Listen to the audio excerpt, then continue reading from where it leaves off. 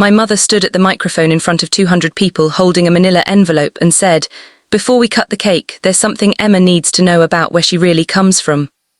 I was 30 years old.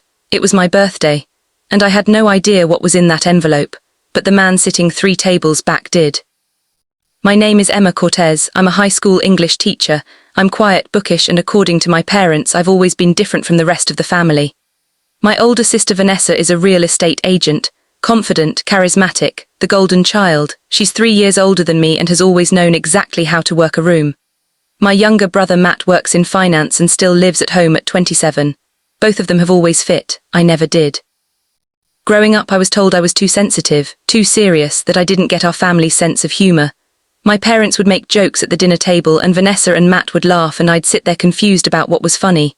My mom would say, "Oh Emma, lighten up, it's just a joke." But the jokes were always about me. My clothes, my grades, my lack of a social life, the fact that I preferred books to parties. When I was 12, I overheard my mom talking to her sister on the phone.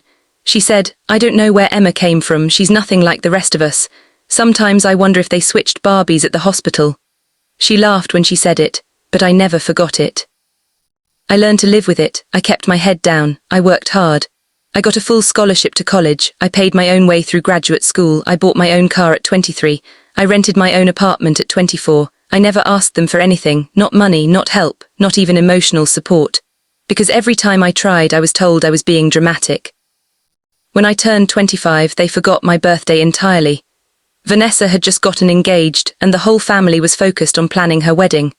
When I mentioned it 2 weeks later, my mom said, "Oh honey, you're 25, birthdays don't matter anymore."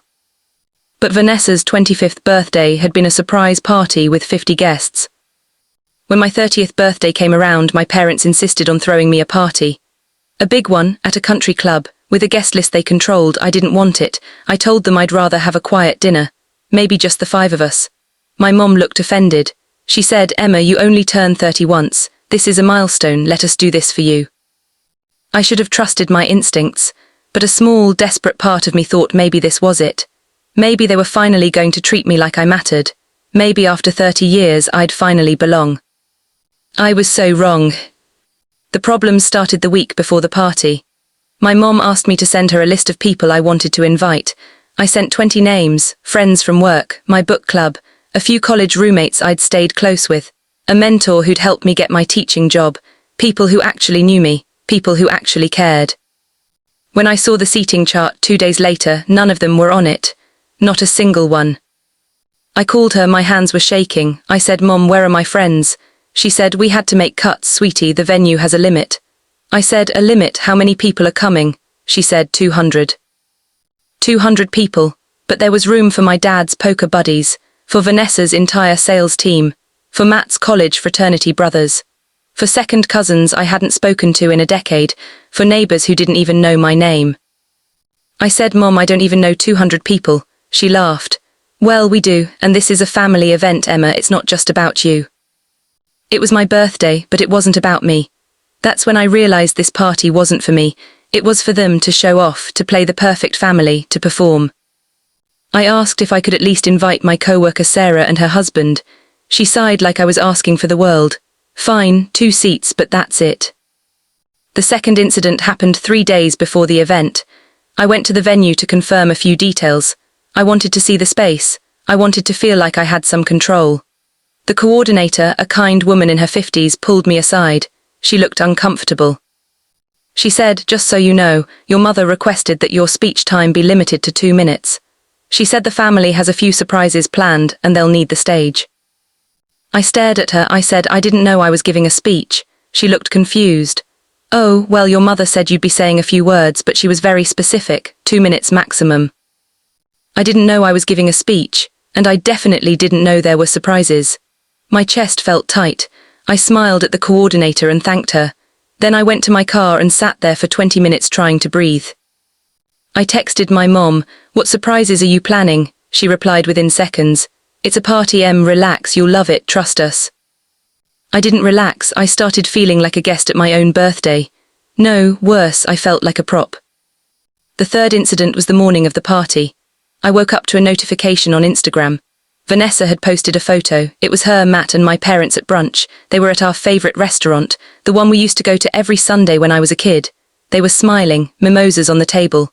Vanessa's caption read, "Pre-party fam time before the big reveal tonight. Can't wait for everyone to see what we have planned." Big reveal, I read it 3 times. Big reveal, what did that mean?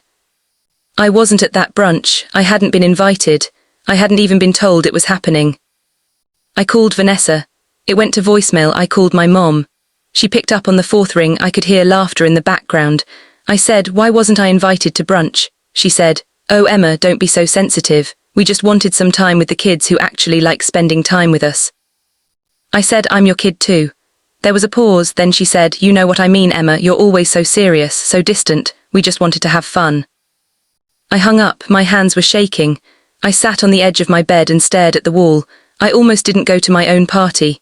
I thought about texting my mom and saying I was sick, or that I had an emergency, or that I just couldn't do it. But something told me I needed to. Something told me that if I didn't show up, I'd regret it. The party started at 7.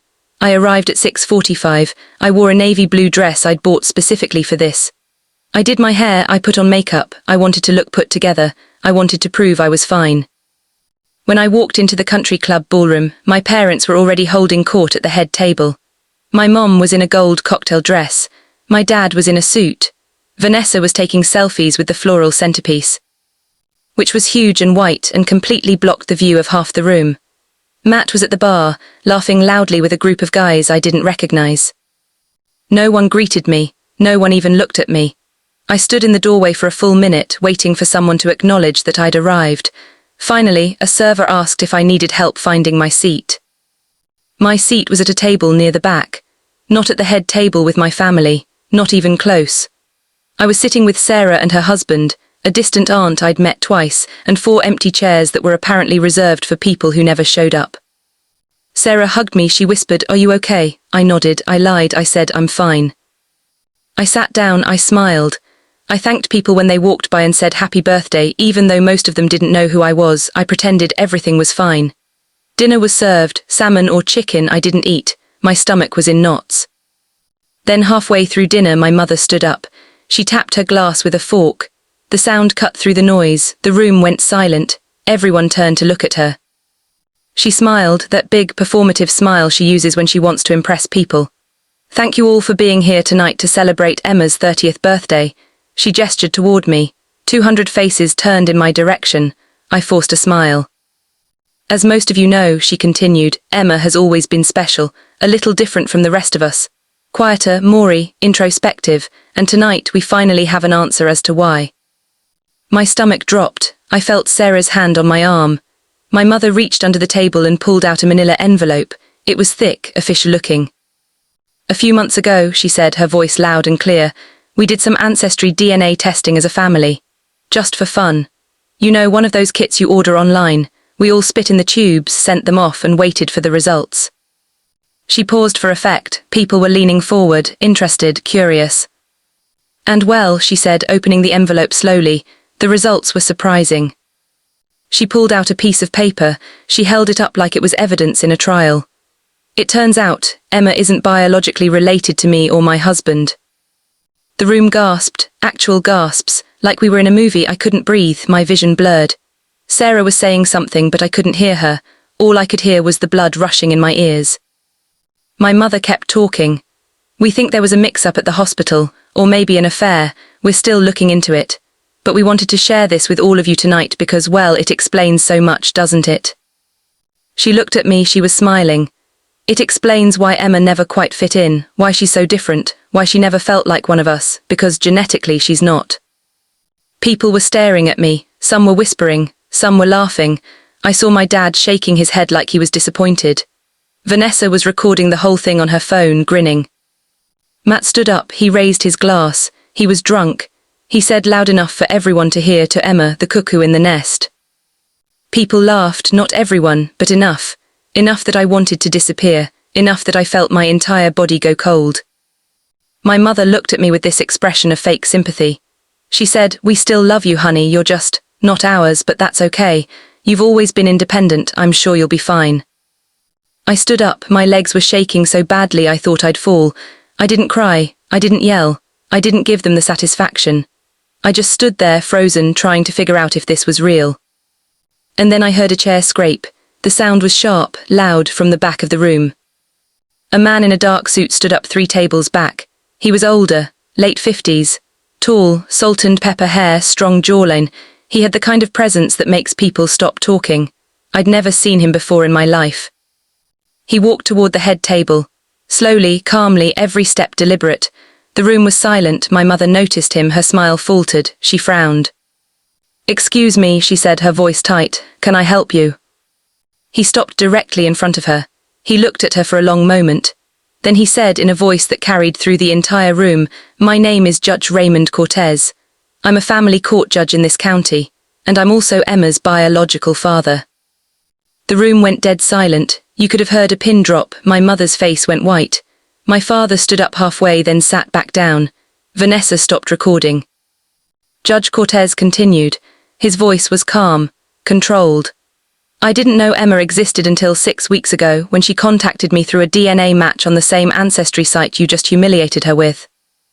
He turned to look at me. His eyes were kind, warm, nothing like my parents. "Emma reached out to me," he said. "She introduced herself. She told me her story. She told me she'd been treated like an outsider her whole life. She told me her parents were planning something for her birthday. She didn't know what, but she had a feeling it wouldn't be good." He turned back to my mother. "She asked if I'd come tonight, just in case. She said she might need someone in her corner."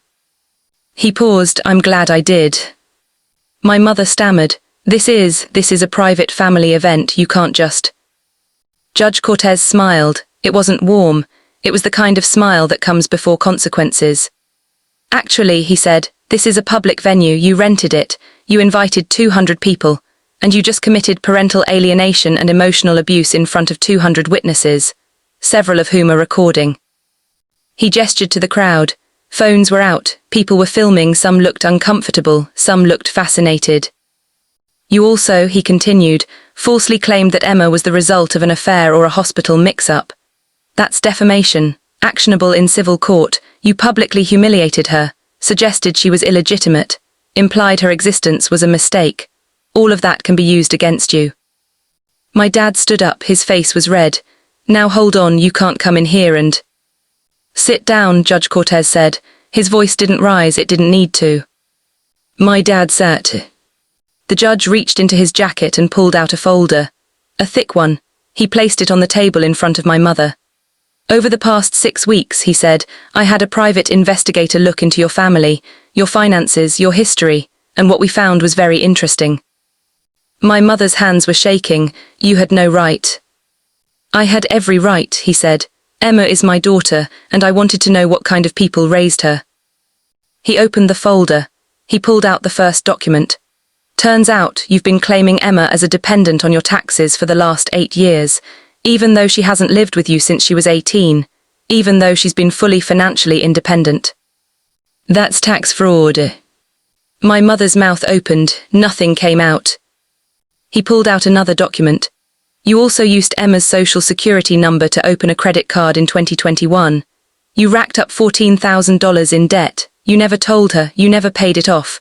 That debt is currently in collections and it's destroying her credit score. That's identity theft, a felony." I felt like the floor had dropped out from under me. I didn't know, I had no idea. He pulled out another document. "In 2019, Emma's grandmother passed away. She left Emma $25,000 in her will. Emma never received it. You told her the estate was tied up in probate, but the money was released in 2020. You deposited it into your own account. That's inheritance theft, also a felony." I couldn't breathe. My grandmother had left me money I never knew. Judge Cortez looked at my mother. "You've been stealing from your own daughter for years, and tonight you thought you'd humiliate her one more time, in front of everyone she knows." He placed the folder on the table. "I've already filed a report with the IRS. I've filed a complaint with the district attorney's office, and I've submitted this evidence to the county clerk. You're going to be investigated, and if I were you, I'd get a very good lawyer." My mother finally found her voice. It was shrill, desperate. "You can't do this. You're not her father. You're nobody. You gave her up. You abandoned her." Judge Cortez looked at her for a long moment. When he spoke, his voice was quiet, but everyone heard it. I didn't give her up. I didn't know she existed.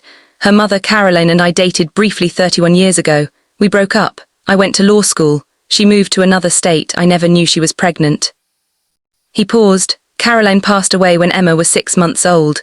Emma was placed with you through a private adoption. You knew she wasn't biologically yours. You chose to adopt her. And then you spent 30 years making her feel like she didn't belong. He turned to me. Emma, you don't owe these people anything. Not an explanation, not forgiveness, not even your presence. You are not required to love people who hurt you just because they call themselves family. I nodded. Tears were streaming down my face now, but I wasn't sobbing. I wasn't breaking. I was just relieved. He turned back to my parents. If you contact Emma again by phone, email, text, social media, or through a third party, I will file a restraining order. If you continue to use her personal information for any reason, I will pursue criminal charges. If you post about her online, if you speak about her publicly, if you try to continue this harassment in any form, I will sue you for defamation, harassment, and intentional infliction of emotional distress. Vanessa started to say something. Her voice was defensive. You can't just... He cut her off. He didn't even look at her. That includes you. You recorded this. You laughed. You participated. You're an adult. You're responsible for your actions. If I see that video posted anywhere, I'll add you to the lawsuit. Vanessa closed her mouth. She looked at my mother. My mother looked at my father. No one knew what to say. Judge Cortez looked around the room. His voice was clear, commanding. This party is over. Emma and I are leaving. The rest of you can stay and finish your cake, but I'd suggest you think carefully about what you just witnessed, and maybe reconsider who you're applauding. He offered me his arm. I stood up. My legs were still shaking, but I took it. We walked out together, side by side. The crowd parted. No one said a word. Behind us I heard my mother crying, my father yelling, Vanessa's voice shrill and defensive, trying to explain, Matt saying something I couldn't make out. I didn't look back. We walked out into the parking lot. The air was cool. I could finally breathe. Judge Cortez stopped next to a black sedan. He turned to me. Are you okay? I nodded, then I shook my head. Then I started laughing, not because it was funny, but because I didn't know what else to do. He smiled, a real smile this time. It's okay to not be okay. I said, did all of that really just happen? He said, yes. I said, did you really file all those reports? He said, every single one. I said, why, you don't even know me. He looked at me, and for the first time in my life I felt like someone actually saw me, because you're my daughter, and no one gets to treat my daughter like that. 2 weeks later, my parents were audited by the IRS. They owed $73,000 in back taxes and penalties. The district attorney opened an investigation into the identity theft and inheritance fraud. My mother hired a lawyer. My father stopped answering his phone. Vanessa deleted her Instagram. Then she deleted her Facebook. Then she went quiet. Matt moved out of my parents' house and got his own apartment. He didn't apologize, but he didn't defend them either. I got a letter from a collections agency about the credit card debt. Judge Cortez helped me file a police report and dispute the charges. Within a month, the debt was removed from my credit report. I also received a check for $25,000, my inheritance plus interest. Judge Cortez and I started meeting for coffee once a week, then twice a week. He didn't try to replace anyone. He didn't try to be a dad in the traditional sense. He just wanted to know me, and I wanted to know him. He told me about my birth mother. Carolyn, she was an artist. She painted. She loved jazz music. She had the same dark hair I do, the same quiet intensity. She died of an aneurysm when I was 6 months old. Sudden, unexpected, devastating. He said he didn't know she was pregnant. She never told him. He thinks maybe she was scared. Maybe she didn't want to disrupt his life. He was in law school. He had plans. She knew that. He said if he had known, he would have fought for me. He would have raised me. He would have made it work. I believed him. He showed me pictures of Caroline, of himself when he was younger, of the life I could have had. It hurt, but it also healed something. I spent my 31st birthday in his backyard, just the two of us, steaks on the grill, a small chocolate cake from the bakery down the street. No speeches, no surprises, no 200 people I didn't know. He gave me a card. Inside, in his neat handwriting, it said, "You were never the problem, you were just in the wrong family." I cried when I read it, not sad tears, relieved ones. I finally felt like I was in the right one. Sometimes the people who reject you do you the biggest favor. They make room for the ones who actually see you, the ones who choose you, not because they have to, but because they want to. And that, I've learned, is what family really means.